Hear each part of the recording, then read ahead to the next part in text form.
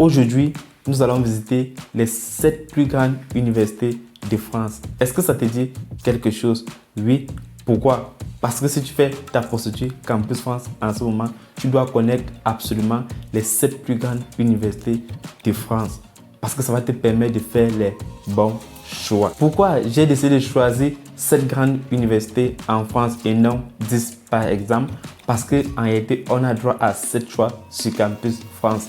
Si tu as 10 de moyenne, si tu as 11 de moyenne, tu choisis ces 7 universités en ne connaissant pas que c'est les 7 universités les plus grandes en France. Tu te trouves dans des problèmes. C'est les universités les plus reconnues, c'est les universités les plus grandes également, avec des statistiques, des publications et des résultats. C'est très important. Tu vois, pour une personne qui n'avait pas de bonnes notes, qui a candidaté sur ces 7 universités, peut se taper facilement 7 refus. Et qu'est-ce que la personne va dire? La personne viendra te dire: tu vois, Campus France c'est de la merde, Campus France on ne donne pas, Campus France c'est du n'importe quoi, Campus France c'est pour arnaquer l'argent des gens, on arnaque l'argent de personne. Campus France, avant de faire tes procédures, te signale que ton argent ne sera pas remboursé et que tu n'auras pas l'acceptation garantie. Mais si tu pars, tu donnes ton argent, pourquoi tu parles d'arnaque après? Si c'est l'arnaque, nous on fait quoi en France? Nous sommes passés par Campus France. Plusieurs personnes sont passées par Campus France. 430 000 personnes sont passées par Campus France. Le but de cette vidéo aujourd'hui, ça a été présenté dans ces 7 universités. Avant de donner la liste de ces 7 grandes universités de France, si ce que j'ai dit dans cette vidéo te plaît, chose qui est sûre parce que tu veux vraiment connaître ces universités, lâche-moi un like si ce n'est pas encore fait. Abonne-toi si ce n'est pas encore fait pour ne pas rater des pépites comme celle que tu es en train de regarder en ce moment. Si c'est OK, on peut s'y lancer. La 7e université la plus reconnue en France, c'est laquelle? Selon le classement de 2025, classement Shanghai, c'est une source fiable. Il donne des classements de 1000 universités dans le monde entier. Mais aujourd'hui, on s'intéresse aux universités françaises parce que c'est Campus France que tu veux faire. C'est très important de connaître cela. La 7e plus grande université de France, c'est quoi exactement? C'est l'université de Strasbourg.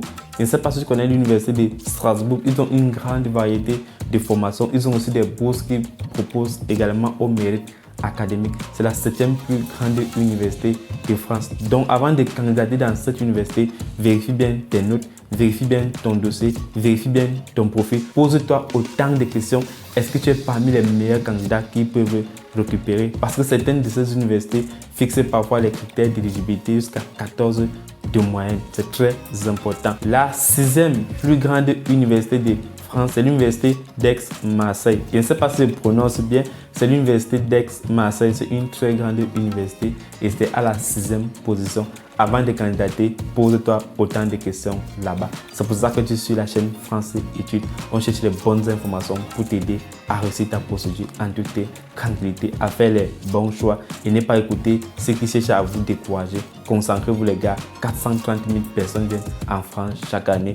Soit vous vous concentrez, soit vous écoutez des personnes qui vous découragent. Mais je me rappelle, certaines personnes vous découragent et elles viennent nous écrire en IB pour demander des conseils. Tu vois, tu ne connais pas.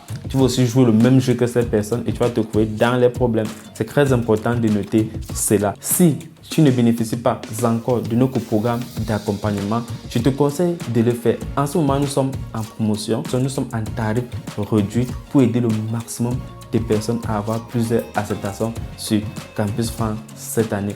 Le lien est en description de vidéo pour prendre un rendez-vous d'échange de 10 minutes gratuit par rapport à ton projet d'études, par rapport à ton étude des cas pour l'accompagnement. Tu peux également aller sur notre bio TikTok. Tu prends ta réservation de 10 minutes, c'est gratuit. On va causer avec toi, on va discuter ensemble de ton projet également et des modalités de l'accompagnement. Nous t'attendons pour prendre ton rendez-vous. Sans toutefois tarder, quelle est la 5e plus grande université en France? C'est l'université de Grenoble-Alpes. J'ai été également accepté à cette université. Même l'université de Marseille, j'ai été également accepté.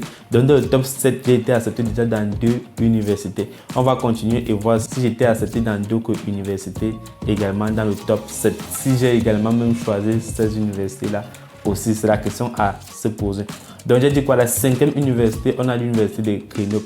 La 5e plus grande université, bien sûr, c'est l'université de Grenoble. Avant de candidater, réfléchis bien vérifie bien ton dossier également. La quatrième plus grande université de France, c'est laquelle exactement? C'est l'université de Paris-Cité. L'université de Paris-Cité est très reconnue, très sélective aussi. Donc avant de candidater, il faut bien vérifier ton dossier. Est-ce que tu as 14? Est-ce que tu as 15 de moyenne en montant? Est-ce que tu peux avoir 13? Ça passe, mais il faut te poser des bonnes questions. C'est pour ça que tu es abonné à France Études. Si ce n'est pas encore fait, abonne-toi pour ne pas rater des pépites comme celle que tu es en train de regarder en ce moment. Ok, sans toutefois tarder, on va aller à la troisième université la plus reconnue de France. La troisième plus grande université de France, c'est la Sorbonne Université. Cette université est très reconnue. Elle est très réputée. Elle est très sélective. Avant, c'était la première université en France, mais elle perd un peu sa place avec le temps. Il y a des universités qui sont venues la dépasser, mais elle est toujours dans le top 5 chaque année. C'est très important de noter cela. Et j'ai candidaté à cette université, j'ai négligé mon dossier et je n'avais pas eu l'acceptation. J'ai fait une vidéo pour vous expliquer cela parce que je ne connaissais pas qu'elle faisait partie des plus grandes universités de France. Maintenant, toi, tu connais. Donc, avant de choisir la Sorbonne Université, il faut réfléchir plusieurs fois. Ne fais pas l'erreur que moi j'avais fait à l'époque. Je n'ai pas pris des informations nécessaires et je me suis fait refuser dans cette université également. C'est très important de connaître cela. La deuxième plus grande université de France est l'université de PSL. Est-ce que tu connais l'université PSL? En réalité, c'est l'université de Paris Sciences et Lettres. Cette université est également reconnue. C'est la deuxième plus grande université en France. Maintenant, on va aller à la plus grande université de France pour l'année 2025. Cette université, forcément, tu la connais. Cette université n'est pas rattachée à Campus France. Donc, en dehors de tes 7 choix, tu peux candidater à cette université. Elle est sélective, mais on ne sait jamais. Prépare ton dossier et envoie. Tu peux être accepté. Certaines personnes étaient acceptées.